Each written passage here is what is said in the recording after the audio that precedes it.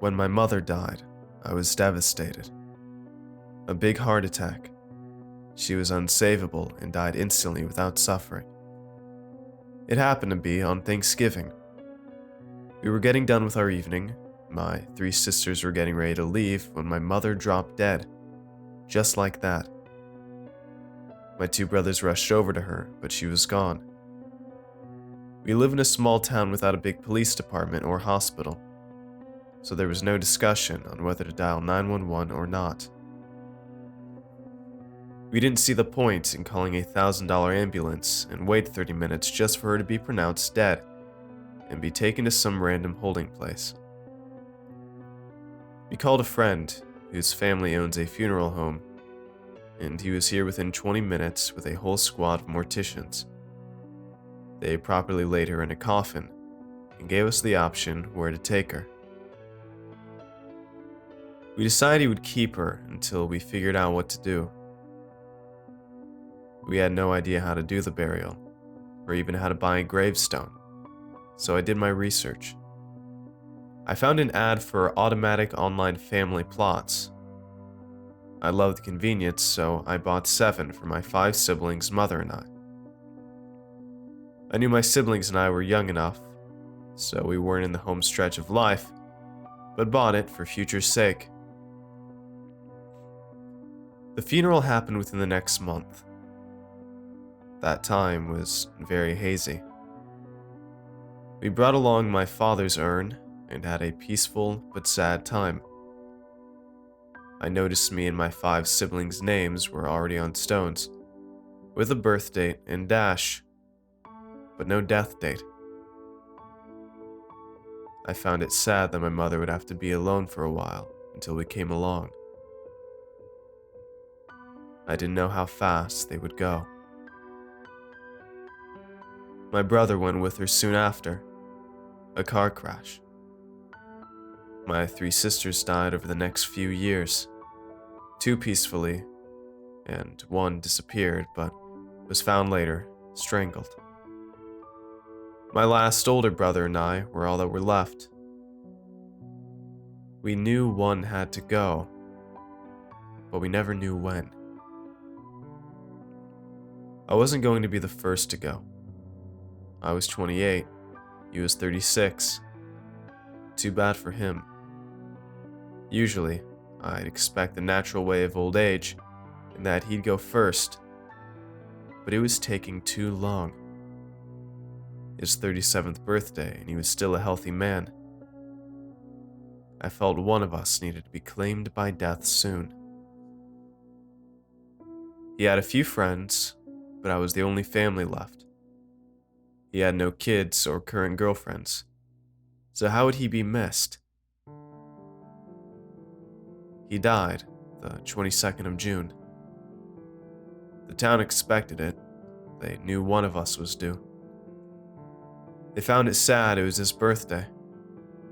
They saw the pattern, thought we were cursed. I did the right thing, didn't I? My mother loved him the most, so she'd be happy to be with him. It had to have been a good thing. My anxiety was catching up to me. I couldn't live with the fact that I had the chance to go first. The look on his face when he choked on his drink was sad, but it eased me, gave me a weird spew of mixed emotions. He fell and hit the floor with a thud within seconds. I threw the beer bottle in the trash and cleaned up what was left of the shitty cake, then sat on the couch, drinking my beer, waiting for the sun to set. He laid in a body bag on the floor, his insides probably still being destroyed by the cyanide I had spiked him with. I had an hour before I had to drag him out, so I sat, staring at the blank TV, filling up with anger. He didn't deserve a proper burial. He stole my fucking life. My girlfriend, she's already in the ground. My credit card info, and my favorite sister. His DNA was littered on my sister's throat, but why would a loving brother kill his own sibling? Am I right? I chuckled at my situation. I had a low chance of being caught. I always had a deep resentment for him. He had everything. I was the youngest kid, so my sisters would dress me up in girl clothes, and my brothers would make fun of me. Him the worst. He made life a living hell, even now as full-grown adults. The sun set, and I was now filled with rage. I dragged the body bag to his car and grabbed his keys, driving in silence to the graveyard. I ditched his car and threw his keys in the river. I didn't live far from the place, so I'm fine with walking the 10 minutes in the light rain.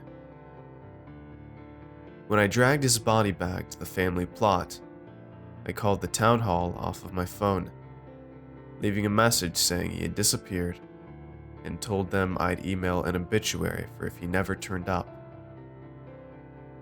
I got off the phone and copy and pasted his obituary from my notes into the email. I put the phone back in my pocket and went to work, digging the 6-foot hole for the next hour or so.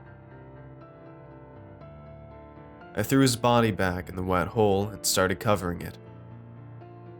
My anger eased into morbid happiness. I was successful at something for once. He stole my life. I stole his. I finished packing on dirt and began etching today's date into his empty spot, a big grin on my face. I placed a box of flowers on each of my siblings and my mother's grave, but left his bare. I stood looking at the headstones, getting teary-eyed over my loving families, but his filled me with more psychotic happiness. I turned off my headlamp and stood in the near pitch-black graveyard, staring into the night sky, smiling wide again for at least 10 minutes. Stepping backwards to turn around, fumbling with my headlamp, I ran into my gravestone by accident. I flipped on the headlamp at that moment and bent down in the mud to look in my own grave. I took a rag out of my pocket and wiped the dirt off my stone, marveling at how it glimmered in the artificial light.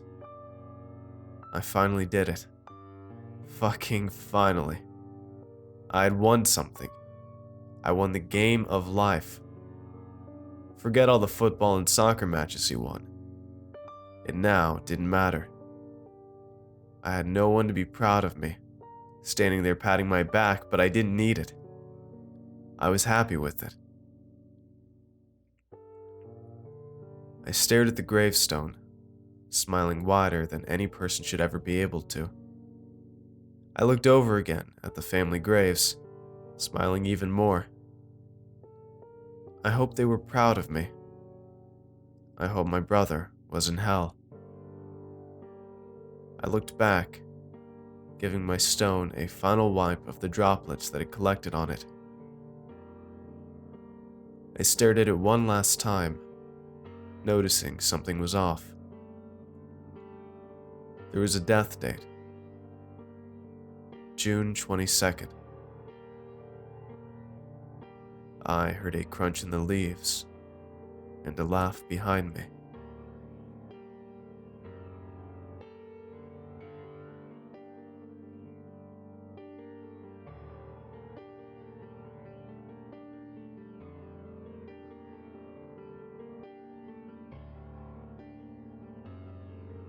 Hey everyone, I hope you enjoyed today's video. If you want to see more, let me know in the comments below, and tell me what you thought of this narration. Make sure to follow me on Twitter for updates, and if you'd like to get early videos, shoutouts, and much more, I'd appreciate it if you check out my Patreon page. It's a place where you can help support my channel while getting awesome rewards in the process, and every pledge helps out a ton, no matter the size. So if you'd like to see all the rewards I offer and consider becoming a patron, it'd mean a ton to me if you'd click the link in the description and just check it out. And don't forget to show some love to the amazingly talented authors who make these narrations possible. Have a good night, everybody. Cheers.